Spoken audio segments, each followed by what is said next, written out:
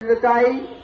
একই সাথে ইন্টারিম গভর্নমেন্টকে হুঁশিয়ারি করে বলে দিতে চাই, আপনারা আপনাদের উপদেষ্টা পরিষদ থেকে ভারতীয় প্রক্সি মুক্ত করুন, গণমাধ্যমকে ফেসিবাদ মুক্ত করুন, সচিবালয়গুলোকে ফেসিবাদ মুক্ত করুন, পুলিশ প্রশাসনে যারা গুলি চালিয়েছে, গুলি চালানোর নির্দেশ দিয়েছে,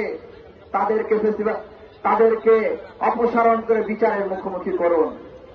যদি তা না করেন, যদি নির্দিষ্ট ঘোষিত সময়ের মধ্যে জুলাই ঘোষণাপত্র প্রদান না করেন, তাহলে আপনাদের পরিণতি ঠিক হাসিনার মতো একই পরিণতি হতে পারে।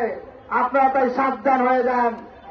জুলাই ঘোষণাপত্র যারা দিবে না, তারা ভারতীয় প্রক্সি ছাড়া আর কিছুই হতে পারে না।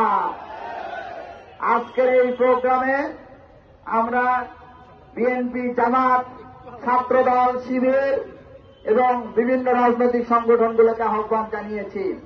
তারা তাদের পক্ষ থেকে এখানে সংহতি জ্ঞাপন করবেন, ভারতীয় আধিপত্যবাদের বিরুদ্ধে কথা বলবেন।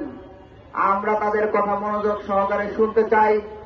যে সকল ভাইরা দূর দূরান্ত থেকে এসেছেন, আপনারা সুশৃঙ্খলভাবে প্রোগ্রামের শৃঙ্খলা বজায় রেখে সমাবেশের শেষ পর্যন্ত ঐক্যবদ্ধ থেকে সুশৃঙ্খলভাবে থেকে ভারতীয় প্রক্সিদেরকে কঠোর একটা পদক্ষেপ দেখাবেন, বলিষ্ঠ একটি আওয়াজ দিয়ে তাদেরকে দমিয়ে দিবেন, এই আশাবাদ ব্যক্ত করে আজকের এই ঐতিহাসিক সমাবেশের আমি উদ্বোধন ঘোষণা করছি। সবাইকে ধন্যবাদ।